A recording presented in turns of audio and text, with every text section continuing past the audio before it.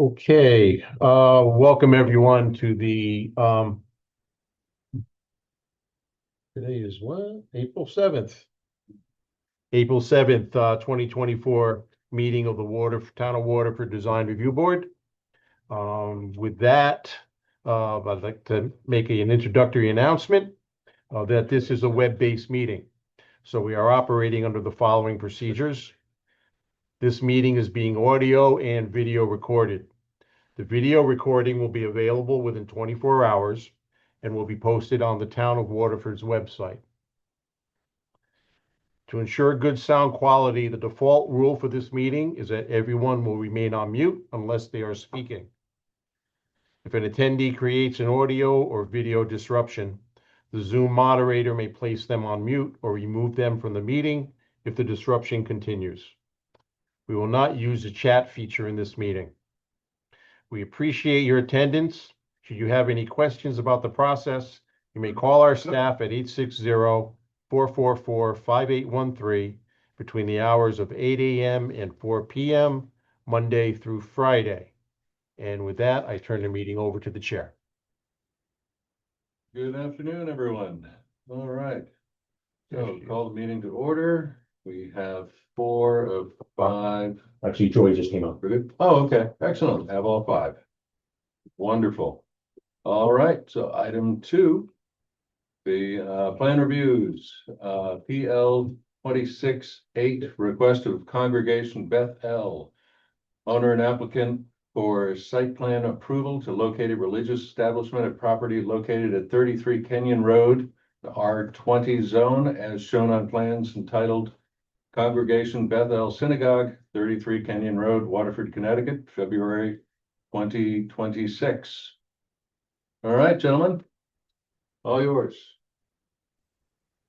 Good afternoon, everyone. Just for the record, I'm Mike Ott. I'm a professional engineer and land surveyor with Summerhill Civil Engineers in Madison.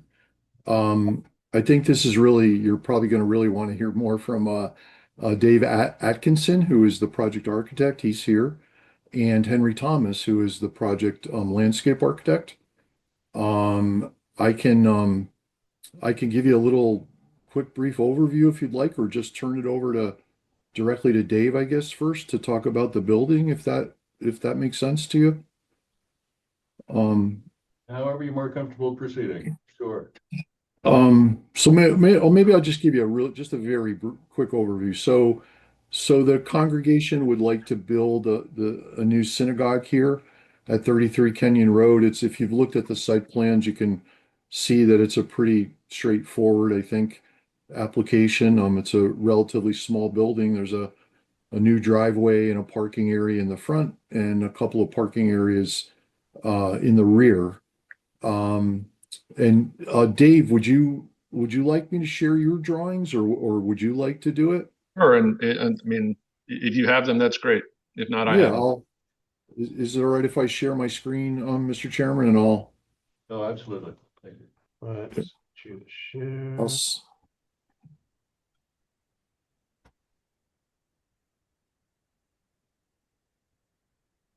There you go. There you go, Mike. Okay, thanks, Mark. Let me see if I can just opening Dave's drawings now, and I will see if I can share.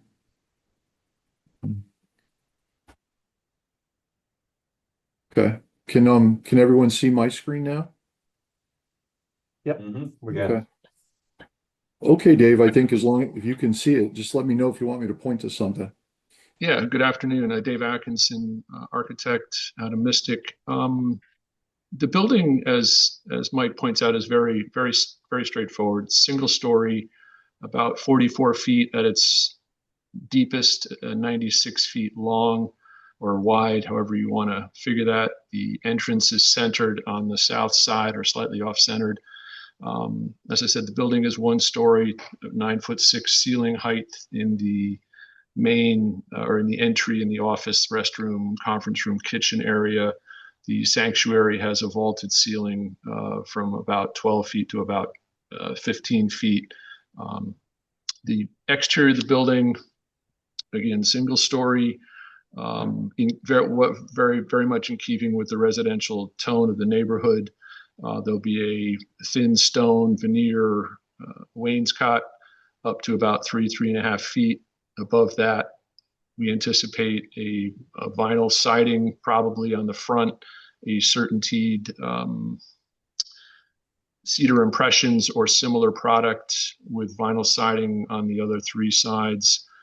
Colors of the front at this point are envisioned to be a light gray brown for the stone veneer and a light gray or ivory beige for the for the vinyl siding. There'll be some columns along an entryway that'll be fiberglass painted white, and there'll be asphalt weathered shingles, sort of a weathered gray or brown, again, depending on the final selections by the owner, but it's intended to stay in a very neutral palette. There will be a little bit of an entry feature with a portico, some standing seam metal roof along that sort of front entry walkway. Not sure what the color of that would be. I would envision maybe a dark green or a dark color, certainly not something bright. The congregation does not really want to call attention to themselves. Again, the building, single story, about 24 feet high, ridge height. Interior wise, as you can see, it's really an entrance with a lobby and what they call a transition space, a sanctuary to seat probably about 100, 120 people tops. They'll use that for a couple of different function types, obviously for worship, but also for sort of fellowship areas. There'll be a commercial kitchen and some storage space north and south of the entry and transition. There will be a north and south entry. There'll be a main parking lot out front, as Mike points out, and also a parking lot out back. And the building entry will be right into the main lobby from both of those entrances. And then there's a couple of small offices, one for the rabbi, one for some administrative staff, some accessible restrooms, a small sort of family restroom, and then a small conference room. The building is concrete foundation slab on grade. There is no basement. It's anticipated that there'll be attic trusses over the left-hand side of the building, not the sanctuary side, the other side where that would be accessed by a pull-down stair and typically just used for storage of miscellaneous materials. Mike, if you would maybe scroll down to the second page, you can see that the rear elevation and the end elevations are pretty much the same. The rear elevation is the same vocabulary, the stone veneer, the vinyl siding, the asphalt shingles, a small section of standing seam metal roof over the rear entry with the same fiberglass columns. And then on either end, I show a little bit of vertical siding just to break up the expanse of the big wall with the gable ends. That is really about it. It is intended to, like I said, be a very simple building in keeping with the residential tone of the neighborhood and to not stand out. I have a question while you're on this plan. Where is the heating units and the HVAC units? So it's anticipated that there'll be HVAC units in the attic area that I discussed. It's going to be certainly a large enough area to put air handling units up there. There'll be some vents there. Yeah, there'll probably be a compressor on the back, have to be located on the back side of the building somewhere. We haven't quite figured that out yet. But again, this is not that big a building. It's less than 4,000 square feet. So I wouldn't imagine we'd need more than 1 or 2 small compressors, possibly wall mounted on one of the ends or near the back parking lot.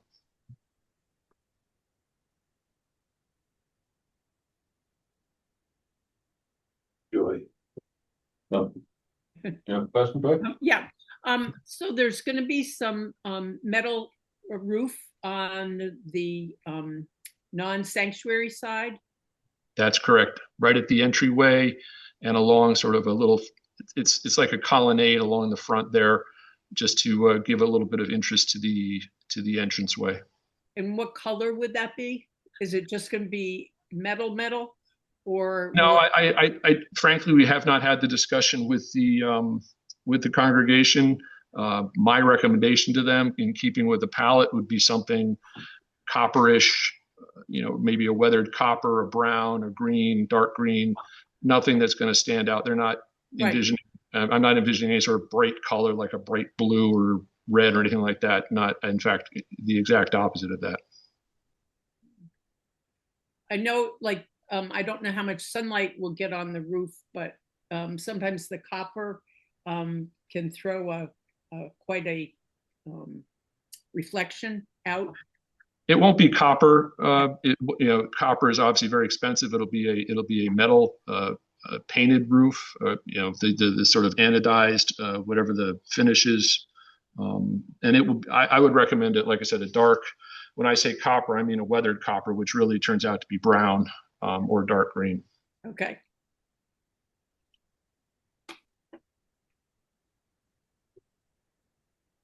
I'm all set. You good, Ben? All right. I would have questions on lights when you get to the other drawings, where are they here? All right. Very good, Um, thank you. Thank you. Thanks, Dave. I'll stop sharing, and Henry, I'll try to reshare your drawings. Just bear with me one sec.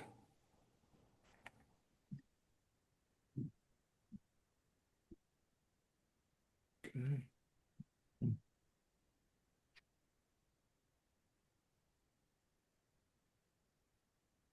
Okay. Can the board see the landscape drawings now on my screen? Yes. Okay. Yes. Oh, you're muted, There Henry. we go. Yeah. If you would not mind zooming in just to the core plan area, probably, if you can. Yeah, perfect. So from a landscape plan standpoint, there's kind of three main things that we're trying to accomplish. One, and perhaps foremost, is providing an appropriate and straightforward setting for the building in terms of its impression on the street. Secondly, would be providing buffering and screening as is warranted for the parking areas, both in the front and the back. So we have some screen planting adjacent to the parking on the street side, and then adjacent to the neighbor where the parking in the back is, we have a similar kind of grouping, massing, if you will. We have chosen not to do that as a singular linear plant type, simply because I don't find those kinds of buffers very friendly. They tend to look like you're trying to, separate yourself rather than be engaged. So I think we can still do some softening of those edges with some informal groupings of a variety of different materials. That way it's just not a mono view. It'll vary. It'll have some color and some fall interest, some spring interest for both of those areas. So we're trying to do the same effective thing, but do it in a little less traditional way. I frequently tell the story about, and as a landscape architect, it's always obvious to me where the dumpster and the transformer are, because they are surrounded by arborvitaes, probably. And so I'm not fooled, and I think you're likely not fooled. So, and again, I just don't think it sometimes it's necessary, but that's not what we're after here. Third kind of goal that we've got is to kind of blend the property, blend the improvements with the adjacent undisturbed existing area at the back and sides of the property, those wetland areas. And so part of the process of going through the wetlands review was to provide materials that would kind of supplement the habitat and the natural aspects of those sides of the property. So largely our plant list is natives and cultivars of natives, so that we can have a pretty high degree of certainty of success of the material and their appropriateness. The one exception is that we have a handful of roses on the front side of the building, left of the main entrance. if that became a non-starter, we could obviously come up with something different. But I liked this particular. They're knockout roses.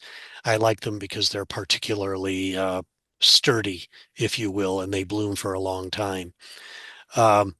We've also tried to be sort of disciplined about where we put materials, being cognizant of snow removal.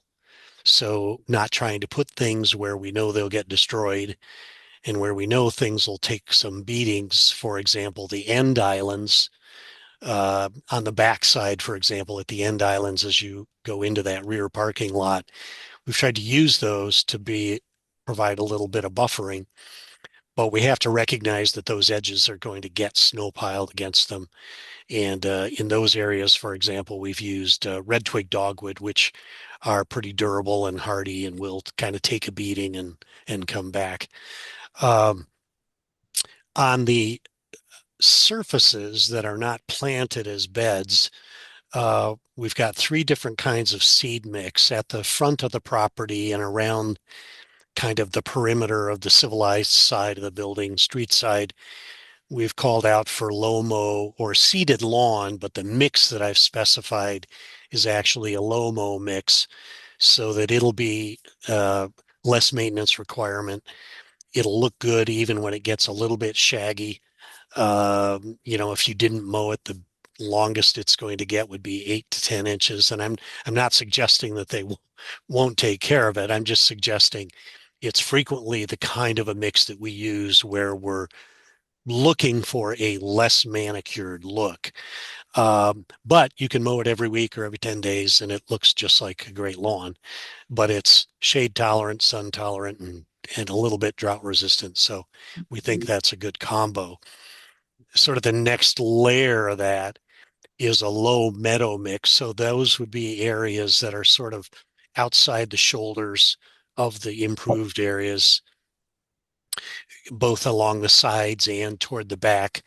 So wherever there's a little disturbance that's sort of outside manicured lawn, we would do that with a low meadow mix, which would be native grasses intermixed with some perennial wildflowers.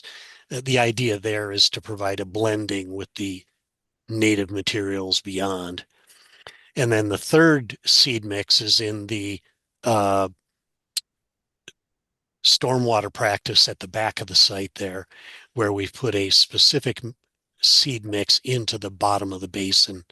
And that is simply to be appropriate for the circumstance that's damp and wet. And it provides some habitat, and both habitat and in forage and food for wildlife. So the stuff at the back is going to be pretty native and pollinator friendly.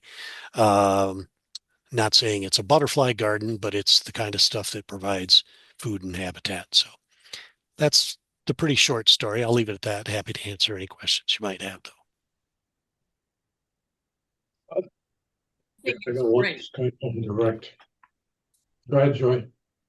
No, I was just saying I'm complimentary that they are native plantings and that it's really not a show of lawn. I got a question on the landscape, and it applies to over when your parking doesn't meet the needs of the congregation. I mean, you said you had 120 up to, and I only count 38 parking spots. So where can they park when the lot's full? It doesn't look like there's much room. So I could try to answer that. I don't know how well you can see it, but if you can see my cursor moving, there's a gravel surface part, kind of an overflow parking area here. And in addition to that, and I don't think there's anyone with us from the congregation, but I can tell you what I think Henry and Dave have heard the same thing, that they don't have a lot of events where they get a lot of people. I think it's only a couple times a year, but this area here is actually today is an open field. There's a few scattered trees, as you can see, but there's a pretty flat open field here. It's probably got well, maybe in a couple months or so, it might have knee-high grass in it. But they certainly can come off the end of this gravel area and get into this area too. But again, the way I understand it, correct me if I'm wrong, Dave and Henry, I think they've said that they only have one or two events a year where that possibility might happen, potentially could happen. What do the lights look like? I will, let me, I'll stop sharing and I'll bring that up on a different plan. Just give me a sec. While I'm bringing it up, we did submit an exterior lighting photometric plan, which I think you probably have. Yep. Just bear with me one sec. So this is a detail of the parking area lighting that's included in the plan set. It's just a very, a typical simple today's version of a shoebox, a lot sleeker. LED luminaire, a color temperature of 3000 Kelvin. The lighting will be controlled by photocell on and timer off system. Pretty simple, pretty straightforward. Black square straight posts, black luminaire. The concrete base only sticks up 2 inches above finished grade. And I'll try to scroll backwards here and get to the plan where I can show you the light locations. They might be a little hard to see, but let me zoom in a little bit. This is the let's see. This is the front parking area. So Kenyon Road is at the bottom of the sheet, and this is the front parking area. And there is a parking area light here, that little circle. There's another one here, if you can see my cursor, and there's a third here. Just a note, I didn't match your key. Say that again. I'm sorry. The key doesn't match the circles. You mean the legend, the symbol in the legend? Yeah. I'm sure you're right. So all those little circles are lights. Yeah, I'll fix that. Yeah, it's called out here, seven places typical. And then there's additional lighting in the rear. There's one here and there's one here. And I think Dave will jump in here, but I think by the building code, Dave will have some building mounting lights at the entries and exits from the building. Yeah, I'm looking. Oh, let me turn on my. Sorry, I'm muted. Oh. Can we assume there'll be no signs? Not to my knowledge, no. No signs? Correct. To my knowledge, no, sir. I think. Sure, I had a question. Do I have a question? No, I'm good. Keep thinking she was waving her hand. Well, he was muted and I couldn't hear what he was saying. Oh.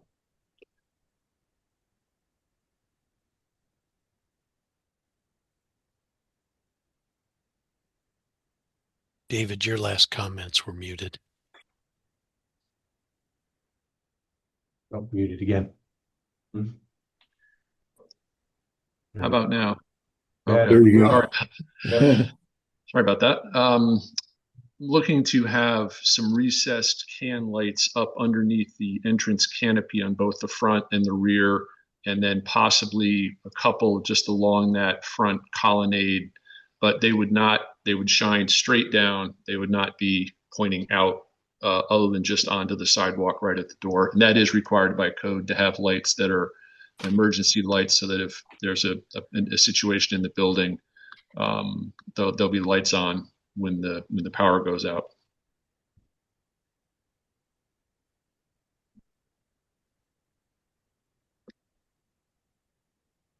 All right. Any questions? Fine with me. I'm done. Ed? Right, Mike, Joy? I'm good. Anything? I'm good. No, gentlemen have done a very nice job. I especially appreciate the native landscaping, very nice. They're very simple, straightforward, architecture, materials. Thank you, Dave. Yeah, very nice. So, do I have a motion to accept these? Make a motion. Plans as presented? Second. Owned. Ed. Joe. Okay. All right, any discussion, any notes or? No, I'm All fine. right, all in favor? Aye. Aye. Terrific. Very good. Thank you, Thank Joe. you. Thank you all. Thank you very much. Thank you. Mark, we'll see you at 6:30. I'll be there. Yeah, thanks. Thank you, everyone. Thank you.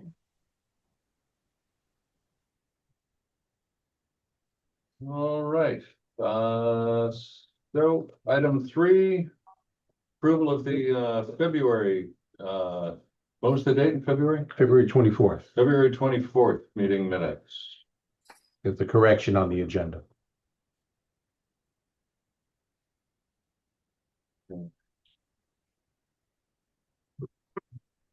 I move to make the correction. Thank you, Bob. Second, I guess, for name. Yeah, thank you, Ed. All right, all in favor of the Aye. correction? Aye. Agenda? And we have a motion for the approval of the actual minutes. Make a motion to approve. Thank you, Ed. Second. Second it. Thank you, Bob. Thank you, Mike. And all in favor of the minutes of the meeting of February 24th, 2026? Aye. Aye. Very good. Is there a motion for adjournment? I'll make a So motion. made. All right, thank you, Joy. Second, Ed, thank you. All in favor of adjournment? Aye. Aye. Aye. Thank you. We had met before. Okay, very in good. February, it's July. Yeah, we went quite a Yeah. while. Yeah. Hard to believe. Then